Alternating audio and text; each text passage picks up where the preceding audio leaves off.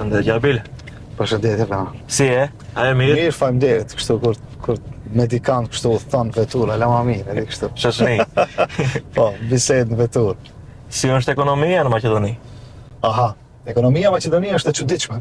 Do të thonë është komplekse, po është e thjeshtë për të zbërthy në atë aspekt se do të thonë na duhet shumë pak mund që mund të bëjmë ekonominë në si thotë në një platformë e cila mund të krijojë vlerësuese për qytetarët.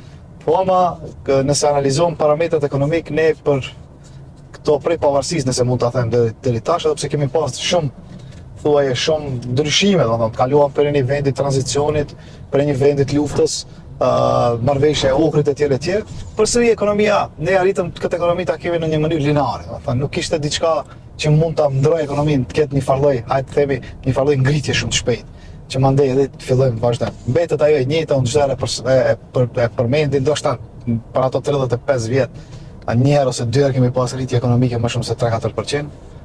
Çdo herë ka mbetë 3%. Do thonë unë habitëm se ka rritje. Realisht po. Jo, ato është se për një është interesant për disa njerëz këtë rritje unë edhe përmendi çdo nuk ka nevojë as qeverit këtë për këtë 3% rritje. Që vetë administrata e bën.